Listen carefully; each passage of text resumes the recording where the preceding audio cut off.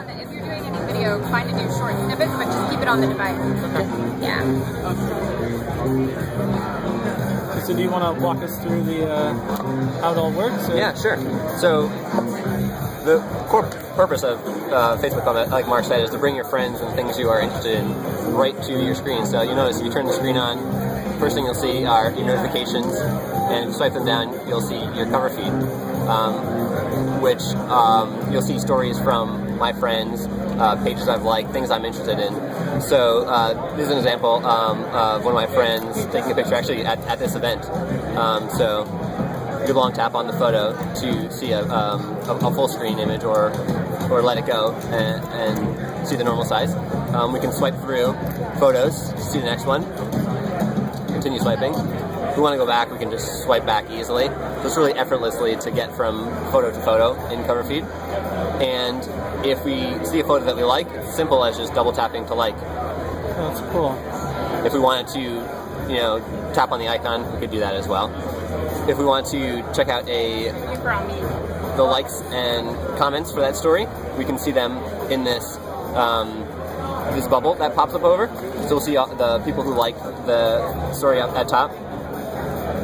We could tap in there to see the list of people who liked it. If we go back, we can see all the comments from the story. If we want to comment on it, tap on that, we can write a comment and post it, all without leaving Facebook Home. It's all in line. If you want to get rid of that, just simply drag it down, and you're back to cover feed. And you can continue swiping your stories. See a photo you like, want to get a bigger image, release it. So suppose you're done, you know, looking at your cover feed. You saw, you know, a bunch of stories that you liked. Tap back out. It'll bring you back to your notifications.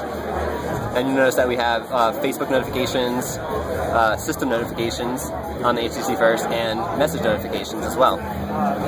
So we can scroll through them. If we see a notification that we're interested in, we can tap on the notification. It brings us right to the normal Facebook for Android app, and we can do anything that we normally do in the app. We can like, comment on it, share it, or use the Facebook app, go to your bookmarks.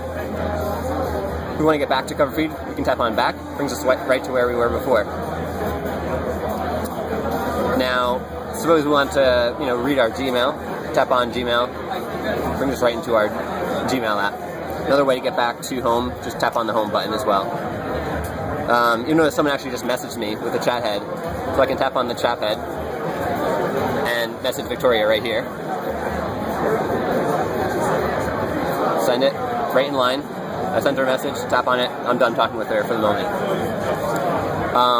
Now suppose I was in another app, so I go through that a little slower. So I tap on my profile picture, we can drag up to our app chooser, and say I was, you know, browsing some article on Flipboard, and I was, you know, flipping through my stories, and, you know, maybe I wanted to tell Victoria about, you know, some cool story I saw on Flipboard, so I can go in, type my message up, continue reading my Flipboard article. Suppose I'm done talking with Victoria for the moment. I take her chat head, drag it down to the bottom. That's it. Now Candace, maybe I do still want to talk to her, so I can leave that chat head there, go back to home, and I'm right where I was when I tapped on Flipboard originally. And you have full access to Google Play, correct? So say you could download, so on the first itself, you could download, say, a third-party launcher and use that instead? And so Facebook Home operates primarily as your home launcher. Primary home so launcher. you can use any app on the Play Store. You can, if you wanted to access, so this is, if you swipe from, this is the screen that you see initially when you so these are like your favorites? This is your favorites, basically. This is the apps that I've bookmarked already. So I can have multiple pages of bookmarks, and if I want to go see my full app list, this is just all the apps installed on the phone. Can scroll up and pretty down. Standard, in alphabetical order. I can scroll down, and say, you know, I want to add Uber to my bookmarks. Long tap on that. So bring it over to my bookmarks. Like a traditional Android launcher, just Correct. that itself. So okay, that's cool. Right. And your chat heads will go with you everywhere? Yep, so say I want to use Uber. You know, I need a cab out of here right now. Right. Got it. I can, you know, coordinate with Candace or my friend Tom who just messaged me. Okay. Maybe want to grab a cab together and coordinate it. And you can move that chat head around the screen. Yep. So yeah, say it was like over here initially, like right in the middle of the login. Hey, you know, move it around. You know, I want to actually do that and log in. Does it always go to the sides? Because it's like anchors. Okay. Yeah. So it's designed to sort of be there for you, but also try to be out of the way as possible. But you can, you know, put it wherever you want. You notice it stays in the same place, no matter you're going back in an app, you're navigating wherever in feed, it'll still stay there. This is cool. Yeah. Can you give us any technical aspects? Yeah, on the phone, do you guys have itself? any specs on the phone, like Processor. the resolution and... Do we have the specs? I don't know if we have it right now, but I can get it for you. And Oh, yeah, get sure. any details, yeah. Awesome. Just curious. All right. But it seems it runs the app well. You notice it's very smooth. Oh, yeah. Dragging the photos, long tapping on the photo. Very smooth, delightful experience. All the gestures are designed to be intuitive. It's mostly dragging things around, tapping things. And as such, we spent a lot of time sort of making the experience really smooth and easy for users to sort of understand and use, and try to use consistent gestures throughout. Excellent.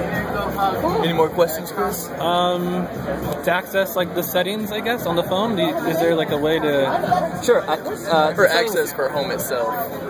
For the home settings, Yeah. there is a settings app for home. You can either access it as a separate app, or you can tap on the the options menu and check out home settings. There's a few different settings in here for various options that we have available. Oh, the status bar, so you can show the typical Android Yep, so if you wanted to show the notification. status bar, you can enable that by default.